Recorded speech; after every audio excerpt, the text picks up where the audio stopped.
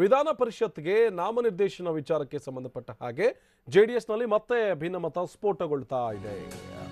ಇದು ಭಿನ್ನಮತ ಸ್ಫೋಟ ಆಗುವಂತಹ ಎಲ್ಲ ಸಾಧ್ಯತೆಗಳು ಕಾಣಿಸ್ತಾ ಇವೆ.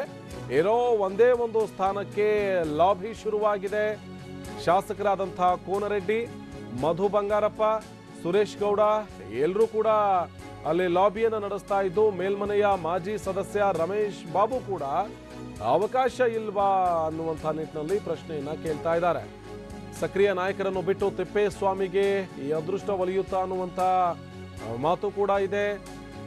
ಎಚ್ ಡಿ ರೇವಣ್ಣ ವಿಶೇಷ ಅಧಿಕಾರಿಗೆ ಮಣೆಯನ್ನ ಹಾಕುವಂತ ಸಾಧ್ಯತೆ ಇದೆ. ಎಚ್ ಡಿ ರೇವಣ್ಣ ಅವರ ವಿಶೇಷ ಅಧಿಕಾರಿ ಇವರು ತಿಪ್ಪೇಸ್ವಾಮಿ, ಅವರಿಗೇನಾದರೂ ಈ ಸ್ಥಾನ ಒಲಿಯುವಂತ ಸಾಧ್ಯತೆ ಇದೆಯಾ ಅನ್ನುವಂಥ ಮಾತುಗಳು ಕೂಡ ಕೇಳಿ ಬರ್ತಾ ಇವೆ. ತಿಪ್ಪೇಸ್ವಾಮಿಯನ್ನ MLC ಮಾಡೋದಕ್ಕೆ ಎಚ್ ಡಿ ರೇವಣ್ಣ ಪಟ್ಟಣ ಹಿಡಿದಿದ್ದು, ಗೌಡರ ಕುಟುಂಬಕ್ಕೆ ಹಿಂದಿನಿಂದಲೂ ಆಪ್ತರಾಗಿದ್ದಾರೆ ತಿಪ್ಪೇಸ್ವಾಮಿ. ಏನೋ ತಿಪ್ಪೇಸ್ವಾಮಿ ನೇಮಕಕ್ಕೆ HDK ಇಂದವೂ ಕೂಡ ಯಾವುದೇ ರೀತಿಯಾದಂತಹ ಅಡ್ಡಿ ಇಲ್ಲ. ದೇವೇಗೌಡರು ಪ್ರಧಾನಿಯಾಗಿದ್ದಾಗ ವಿಶೇಷ ಅಧಿಕಾರಿಯಾಗಿದ್ರು. ಮೂಲತಃ ಹಾಸನದ ತಿಪ್ಪೇಸ್ವಾಮಿ ಕುರುಬ ಸಮುದಾಯದವರು. ಇಲ್ಲೇ ನನಗೆ ಸಿಗ್ಲಿ ನಿನಗೆ ಬೇಕು ಅಂತ ಹೇಳಿ ಇತ್ತ JDSನ ನಾಯಕರು ಲಾಬಿಯನ್ನು ಆರಂಭಿಸಿದ್ರೆ, ಅತ್ತ ಎಚ್ ಡಿ ರೇವಣ್ಣ ಸೈಲೆಂಟ್ ಆಗಿ ಆ ಹುದ್ದೆಯನ್ನು ತಮ್ಮ ಆಪ್ತನಿಗೆ ಕೊಡಿಸೋ ವಿಚಾರದಲ್ಲಿ ಬಿಗಿ ಪಟ್ಟಣ ಹಿಡಿದು ಕೂತಿದ್ದಾರೆ.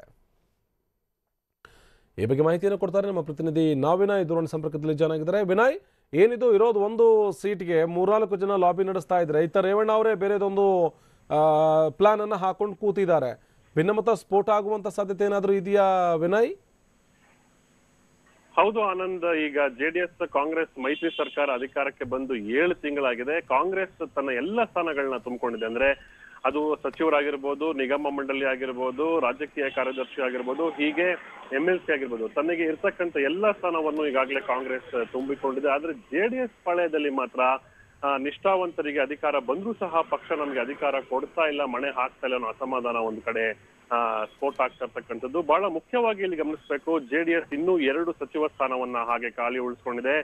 ಮೊದಲನೇ ಹಂತದಲ್ಲಿ ನಿಗಮ ಮಂಡಳಿಯ ಏನು 30 ಸ್ಥಾನದಲ್ಲಿ 10 ಸ್ಥಾನ ಜೆಡಿಎಸ್ಗೆ ಬಂದಿತ್ತು, ಆ 10 ಸ್ಥಾನಗಳನ್ನು ಸಹ ಖಾಲಿ ಇಟ್ಕೊಂಡಿದೆ. ರಾಜಕೀಯ ಕಾರ್ಯದರ್ಶಿ, ಸಂಸದೀಯ ಕಾರ್ಯದರ್ಶಿ ಸೇರಿದಂತೆ ವಿಧಾನ ಪರಿಷತ್ತಿನ ವಿಪ್ ಸ್ಥಾನ ಸಹ ಜೆಡಿಎಸ್ ನಲ್ಲಿ ಖಾಲಿ ಇದೆ. ಈಗ ಇರ್ತಕ್ಕಂತ ಸಮಸ್ಯೆ ಏನು ಅಂತ ಹೇಳಿದ್ರೆ, ಜೆಡಿಎಸ್ ತನ್ನ ಪಾಲಿಗೆ ಬಂದಿರತಕ್ಕಂತ ಒಂದು ಮೇಲ್ಮನೆ ಸ್ಥಾನವನ್ನ ಇನ್ನೂ ಖಾಲಿ ಉಳಿಸ್ಕೊಂಡಿತ್ತು. ಇದಕ್ಕೆ ಯಾರನ್ನ ನೇಮಕ ಮಾಡಬೇಕು ಅನ್ನೋದ್ರ ಬಗ್ಗೆ ಸಾಕಷ್ಟು ಪಕ್ಷದ ವೇದಿಕೆಯಲ್ಲಿ ಚರ್ಚೆ ಸಹ ಆಗಿತ್ತು.